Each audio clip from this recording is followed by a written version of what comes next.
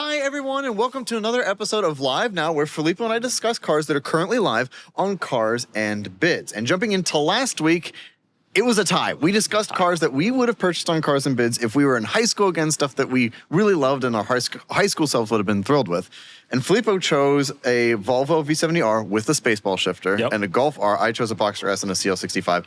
And it was a tie. It was an even split. People thought that you and I chose well. For good reason. And to be completely honest with you, I would have picked the Volvo. Just the Volvo alone would have made me vote for you because it's everything. You can put your friends in it, manual transmission, a cool shifter, potentially problematic, but that builds character and you get into interesting situations. And it's a Spaceball shifter in a wagon. Yeah. It's a win-win-win-win. I wanted this, but it was so much more of a Filippo car. You had to have this car. I had to have this car. You, in my view, you won. Thank you. In the people's view, we tied. And for whoever bought those cars, they all won. Yes, that is exactly right. Especially for that kind of money. That's like, which is also a lot of money for a 190,000 mile V70R. To be honest, I mean, but it's cool. It's so cool. It's cheap for the coolness factor. That is like. When I see a V70R on the road, I still which is never look multiple times. I do a double take. I'm into it always. I'm into it. Those coolest $8,000 car. Yeah, super into it. Anyway, this time we are going to be picking our favorite cars that are no reserve currently on Cars and Bids, meaning that technically we could bid on them, but there's no reserve, no limit. The seller is selling it. It's going to a new home at the end. The high bid wins it. The high bid takes it home. We're going to start right away with one of your cars. Great. And this is the C4 ZR1. And yet again, I'm jealous that you picked this car. Tell us about the C4 Kennan and I ZR1. off air had a little fight about who got to choose this car, which shows you how cool this car is. It was on my list. This is a C4 ZR1. It is like the C4 you want. And also, this is bright red over red. And boy, is it red. Go to the interior pictures, Kennan. Yeah, it is really. And just keep scrolling through them. That's red on red on red on red. That is a sea But it's also, rouge. so the C4 ZR1 is special on its own. It's like the introduction of the ZR1. It's the king of the hill, as the prototype was called. Correct. Which, by the way, we sold one of the prototypes years ago. 5.7 liter V8, 375 horsepower, 370 pound-feet of torque, six-speed manual, which in 1991 is just huge power and performance, period. And this one has only 12,600 miles, and it's unmodified. It is cool. It's just cool. It is a highly desirable car. I've always loved the C4 ZR1. Its engine is really special. So special. 4-cam, 32 valve. Like, it's a really... Like, for its time, it was pretty King advanced. Of the hill, indeed. It was a pretty advanced car. And it's a very interesting engine. And manual transmission, like I said, the beginning of the ZR1 nameplate. I think these are really special cars. And they're also good cars. They are also People very like good. say that say mean things about the C4 Corvette inappropriately. Right. They're especially inappropriate about the ZR1. Because they're thinking of the early one. That's the thing. This is not that. This is the end of the line. This was... I mean, not that long before the C5. And so it's not that long for the C5 years, but okay. But still, like, I mean, it is... It's cool. I'm so jealous that you picked this car. Thank you. I'm like really green with envy that you picked this car. I'm red with Corvette. Oh, damn. I'm going to come back at you with one of my choices. Please. This is a different price point altogether, admittedly. Ford Mustang GT350R, one of my all-time favorite American cars. These are the ZR1 and this are quintessential, incredible American sports cars. This car for Ford, I think, reminded everybody that they can make incredible driver's cars. The ZR1 for Chevrolet kind of did the same. In Heritage, you're following my lead. Yes, I am. And as usual, I've just turned it up a little bit here. But I've always liked these cars. I drove one that was for sale on the site a while ago. Did you? You got to drive a GT350R? Yep. Oh. And it was, I'll pull it up now, as a matter of fact. The thing that like hit me the most about this car is it just... Everything about it is sensational. The inputs from the shifter are amazing. That gearbox is so good. It's also not the same 6-speed. It's a Tremec 6-speed. It's not the same one that was in like the 5.0 at the same time. It's much nicer. The steering is pinpoint accurate. The suspension is incredible. It handles, and of course, atop it all is the Voodoo flat plane crank V8, which just revs and revs and revs and revs and sounds just amazing. So I different car.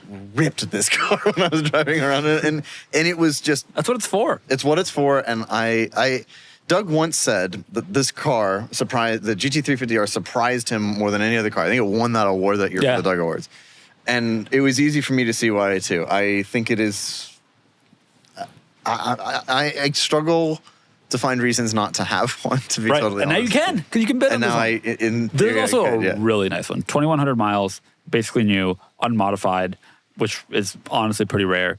This is the one to have. Yeah, it is. And I know these engines can be a little problematic, but it is such a special car, and the driving experience is unrivaled from virtually anything I can think of from the United States. Like, it is like, there's a reason why a lot of people who I know who had GT3s then also got these. And like still have them both. Because it just gives you, it's just good. Everything about that car is good. There's a reason that a day into the auction, and actually like 20 minutes into the auction, the early bidding got to 60 grand quickly. Yeah. These are very truly special, very desirable cars. Very desirable, very defined market. I want to see where the market is, because like low mile unmodified is getting kind of rare. Becoming rare, yeah. But super into it. Just all hail the GT350R. And now we come to another car, your next choice, which I think is a fascinating one. Walk us through what this is. All right. This is a car that I really, really want, and I don't. I do a lot of our scheduling on Cars and Bids, and I scheduled this car to go live this week, and I was like, whoa, I want this. This is a 2011 Jaguar XKR 175. Dude, that picture is amazing with the lens flare. Oh. It's, first of all, a gorgeous car. The XK Jag, this gen, was just a gorgeous car. Yep. Ian Callum design, same era as the DB9. Yep. And this is an R, so it has a 5-liter supercharged V8, 510 horsepower, 461 pound-feet of torque, and it sounds the way it should. Oh, yeah. It sounds glorious. And then the 175, the 75th, which is the 75th anniversary limited edition package, formally, added a body kit, which looks good. It's a good-looking body kit. It's like subtle, especially in black. It just looks great. Added the Kasuga wheels, which also look good. Also look awesome. The paint, the warm charcoal leather upholstery, the cranberry contrast stitching, and also, very importantly for me as somebody who likes to drive fast on racetracks, it has an increased 174 mile an hour top speed. When are you using your XKR's top speed? I don't know. Also, were you aware that the XKR can do 174? No. I assumed it was limited by power and drag to a number well below that. I did assume it was drag. But apparently it can do 174. Wow. But only the 75th edition limited edition package had that ability. Had that bump. Yeah, so it was 155 before. The gentleman's agreement. Yeah, but this is 175 produced. It's unmodified, has 50,000 miles. It was actually on Cars and Bids previously. The person bought it 3 years ago on Cars and Bids. I love when that happens. I love the repeat offender things. When they come back through Cars and Bids, it's fun to see these cars again because they've gone off and lived a little. And it's tough when people bring them back to us. And I could stare. You know, the DB9 gets a lot of love because it is a spectacularly good-looking car. But the XKR also, I think, this might look better. I don't know about better, but I think equally as beautiful. And just, I know they're very similar, but like it just is. I've always lusted after this car. Man. Okay, a regular XK. I've been looking, not for myself seriously, but like I got as an academic exercise. A regular XK, we sell a bunch of them, and a regular XK is like 10 to 15 grand. An XKR of this gen with higher is also 10 to 20 grand. This is more. The 175 is like a 30-ish car. But man, you can get this design. You can get a 510 horsepower, 5-liter supercharged V8 in the R. Special. It's special, and it's a great like cruiser. It is. And it's gorgeous. It is. I could. You could see me. I could kind of see it. It kind of fits you.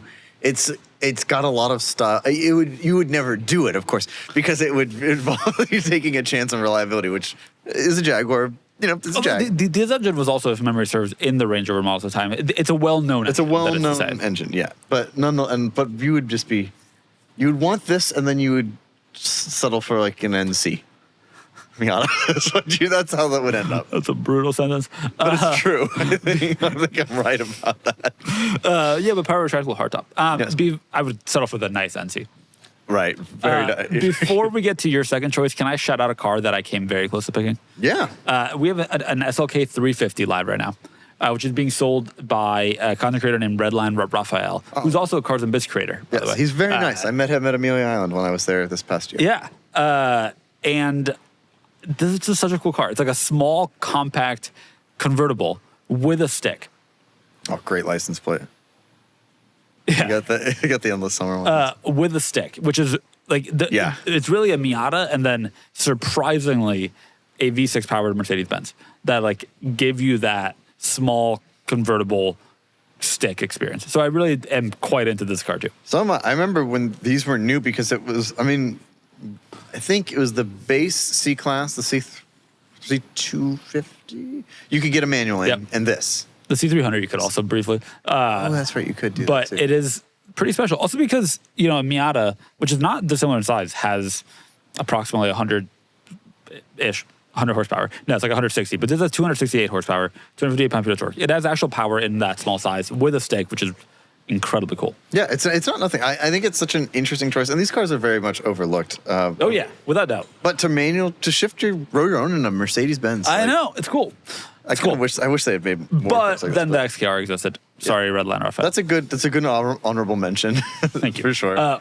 What is your second choice? So sticking along the lines to round out your garage. To round out my garage, sticking along the lines of the Ian Callum thing, I've gone for something comfortable, but also very much in the same vein. But we live in Southern California, and I wanted a convertible, and that is this Aston Martin DB9 Volante. Yeah. These cars, again, just truly bite the back of your hand beautiful. The rear end looks a little bit aged, but the front end of that car is still, to this day, like gobsmackingly beautiful. Like really perfect. They share some styling. Yes. In a way that I knew but didn't think about. Yes, the same person designed them both, and it is obvious. Yep. But again, what I love about these cars is you could get them with the manual. In this case, it's an automatic, but it's the ZF automatic. Yeah. It's a common misconception that these cars have the single plate clutch that was used in the Vanquish and the Vanquish S. It does not. Those transmissions are notoriously bad and very problematic. This one, not. The ZFs are very smooth.